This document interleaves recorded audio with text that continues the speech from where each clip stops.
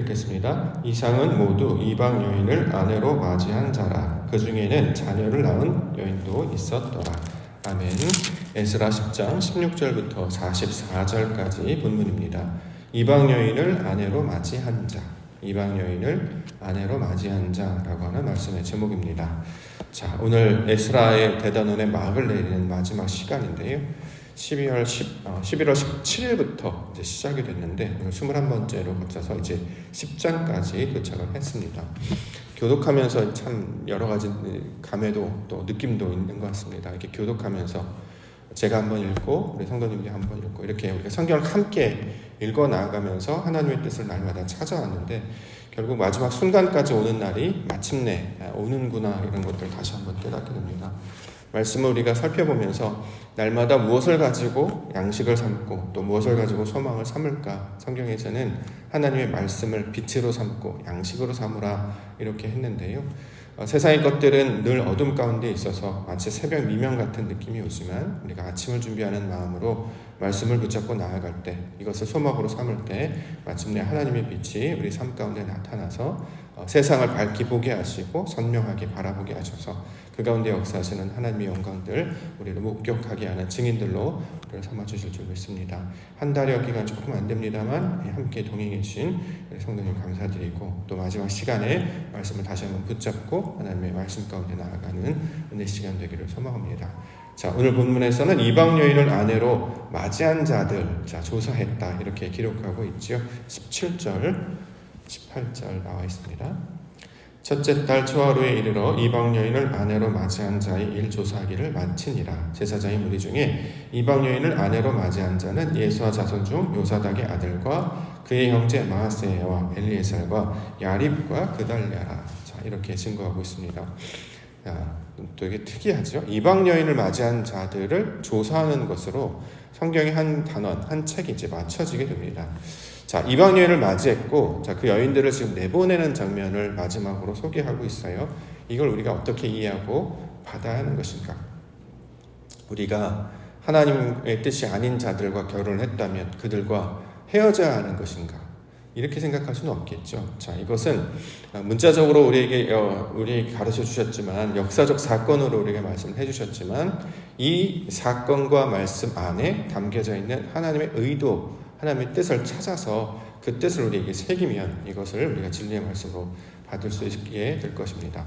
자, 문자적으로 보면 이방 여인을 아내로 맞이했다라고 하는 내용은 다른 족속 사람들과 통혼했다라는 내용으로 우리가 이해할 수 있겠죠. 자, 근데 이건 이제 1차적인 내용이고 문자적인 뜻이고 역사적인 사건이고요. 우리에게 주시는 상징적 의미, 하나님의 의도가 무엇인지를 살펴보아야 할 것입니다.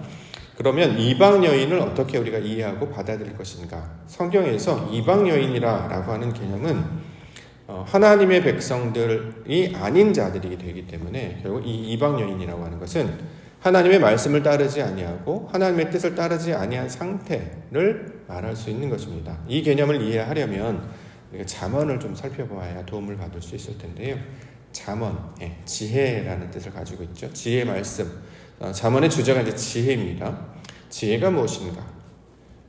우리가 생각하는 지혜와 성경에서 말하는 지혜 개념이 다른데, 성경에서 말하는 지혜 개념은 하나님의 것을 선택하는 것, 하나님의 것과 사람의 것 중에서 하나님의 것을 선택하면 이걸 지혜다 이렇게 이야기하는 것이죠. 그래서 이것을 이렇게 하나님의 것을 선택한 그 지혜를 의인화하며 상징화하며 나타나는 말이 현숙한 여인이다 이렇게 표현을 하는 것입니다. 자, 하나님의 것을 선택하여서 아버지의 말씀을 따르는 그런 모양을 현숙한 여인으로 상징하는 것처럼 이에 반대되는 개념을 이방 여인이라고 묘사를 하는 것입니다. 자, 하나님의 것을 찾지 아니하고 사람의 것을 찾게 되는 것입니다. 그러면 이것은 미련한 자요, 음란한 자요, 악인이요, 다른 말로는 이방 여인이다 이렇게 묘사를 하고 있는 것이죠. 잠언 6장 24절, 이것이 너를 지켜 악한 여인에게 이방 여인의 혀로 포리는 말에 빠지지 않게 하라. 자, 이방 여인, 다른 족속 사람의 여자들이라는 뜻이 아니라 하나님의 뜻을 따르는 것이 아니라 사람의 뜻을 쫓아 나아가는 것, 세상의 풍조를 따라가는 옛사람을 가리킬 때 이걸 이방 여인이다 이렇게 이야기합니다. 우리가 사실은 이방 여인이죠. 룻과 같은 사람이었잖아요. 모압 여인으로 이제 표현이 되는데 룻과 같은 이방 여인이었으나 그런 이방 여인이었던 사람을 돌이켜서 하나님의 거룩한 백성, 거룩한 여인, 다시 말해 이사야의 말씀에는 헵시바, 비울라의 상태로 바꾸시는 일을 하시는 분이 여호와 하나님이시다라는 거예요. 백성이 아닌 자였습니다. 신부가 될 수 없는 자였어요. 그런데 그러한 자를 받아주시고 옷을 새롭게 입혀주시고 거룩하게 바꾸어 주셔서 하나님과 연합한 자가 되게 하시는 것이 이 성경의 내용입니다. 이렇게 이야기를 할 때 이 이방 여인이라고 하는 것은 결국 하나님의 뜻에 반대 있는 상태에 머물러 있었던 자들을 가리키는 말이 되기는 것이죠. 이것을 우리가 어저께 살펴봤던 말씀을 살펴보면 14절에 나오는 하나님의 진노하시는 상태, 즉 다시 말해 하나님이 기뻐하시지 않는 상태에 있는 것을 이방 여인이다 이렇게 이야기하고 있는 것이죠. 우리가 하나님의 진노의 상태였습니다. 이방 여인의 상태였습니다. 그러면 우리 안에 있는 그 이방 여인의 것들을 내보내야 되겠죠. 하나님의 진노의 상태에서 떠나서 하나님의 나라의 땅으로 돌아와야 되겠죠. 자, 이것은 이제 회개라고 말하는 것처럼 이방 여인을 아내로 맞이한 자들을 설명하고 그들을 떠나보내는 것은 지금 우리하고 결혼했던 또는 우리가 같이 지냈던 어떤 특별한 일을 하는 게 아니라 내 안에 여전히 옛 습관으로 남아있던 옛사람, 세상의 것들을 붙잡고 세상의 것들을 쫓아갔던 그 마치 음란한 여인의 모습과도 같았던 자기 안의 그런 속성을 내보내는 것, 끊어내는 것, 그것으로부터 거룩함으로 분별되는 것, 그 내용으로 아내를 맞이하여 그 아내를 내보낸다 이렇게 이야기하고 있는 것입니다. 19절을 보겠습니다. 그들이 다 손을 잡아 맹세하여 그들의 아내를 내보내기로 하고 또 그 죄로 말미암아 순양 한 마리를 속건제로 드렸다.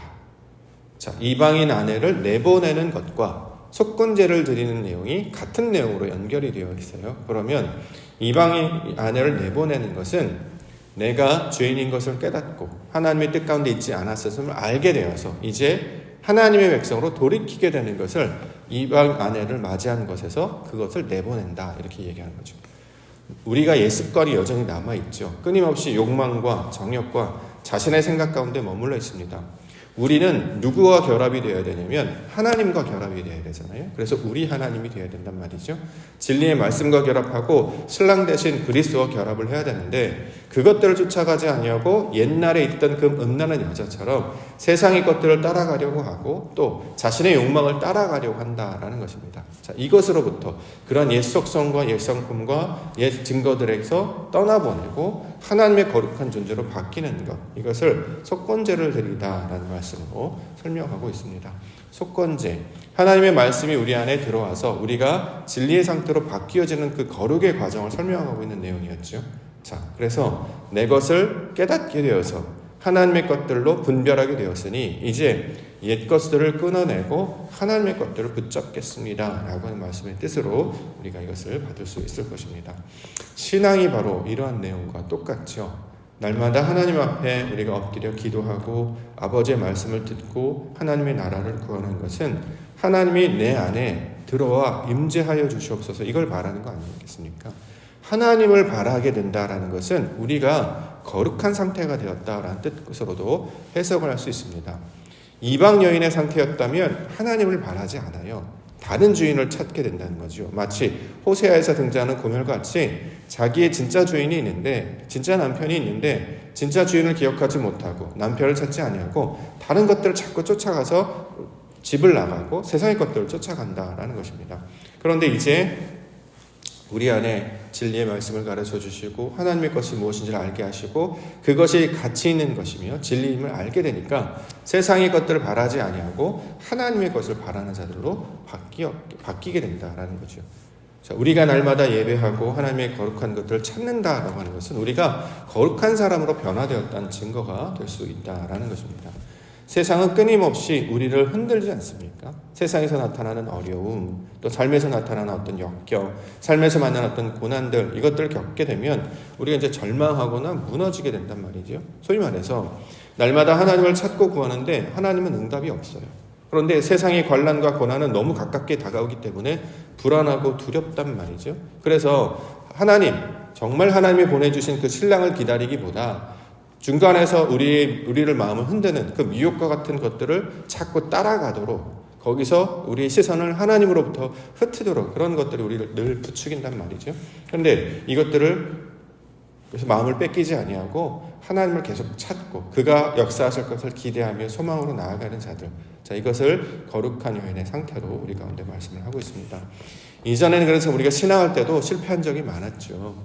하나님이 보내주신 교회, 하나님이 맡겨준 직분, 사실 우리가 이제 12월이기 때문에 온전히 이걸 감당했는지 한번 돌이켜보면, 우리가 신앙생활을 뜨겁게 한 적, 또 열심히 한 적, 직분대로 감당한 적, 자, 이것을 온전하게 감당하는 것도 굉장히 큰 명예요. 이것도 큰 기쁨 아니겠습니까? 중간에 얼마나 많은 미혹과 유혹이 있습니까? 삶에서 힘들게 되면, 또 육신이 피곤하게 되면, 아프게 되면, 또 다른 일, 오히려 또 소위 말해서 이제 기도한 대로 응답을 받아서 좋은 일이 생기면 사람이 바빠지게 되고요. 바빠지게 되면 오히려 교회에 잘 못 옵니다. 잘 되면 교회에 더 열심히 할 것 같은데 실제로는 세상의 것들에 바빠지기 때문에 우리의 마음도 뺏기고 육신의 것들도 뺏기게 된다라는 거죠. 자, 그런 상태에 있었는데 이제 하나님의 것을 온전히 감당하게 해주시는 하나님의 백성들로 기다리고 절제하고 또 그것들 바라는 자들로 삼아주시는 것, 이게 이제 신앙의 전체적인 모습이기도 합니다. 따라서 오늘 본문에서는 여호와의 기뻐하는 성전이 되는 것이 어떤 것인가? 하나님의 말씀으로 우리가 거룩하게 된다는 것이 어떤 것인가? 하나님과 결합한 자로 산다는 것이 어떤 것인가를 보여줌을 통해서 우리 안에 여전히 남아있었던 그 이방 여인의 상태, 이것들을 거두어내고 끊어내고 하나님의 거룩한 백성으로 변화될 것을 요청하는 말씀으로 이 말씀을 우리가 받을 수 있을 것입니다. 그러면 이방 여인을 아내로 맞이했던 자들을, 이 아내를 이렇게 내보내요. 또 이제 자식들 내보낸단 말이죠.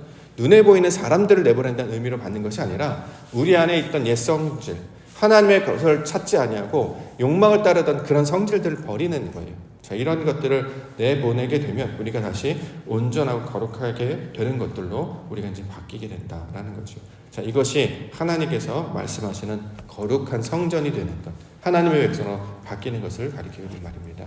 우리가 가지고 있던 지식을 버려야 될 것이고요. 우리가 가진 욕망을 버려야 될 것이고 우리가 추구하는 정욕들을 버려야 할 것입니다. 이것을 이방 아내를 버리다의 말씀으로 이야기하고 있는 것이죠.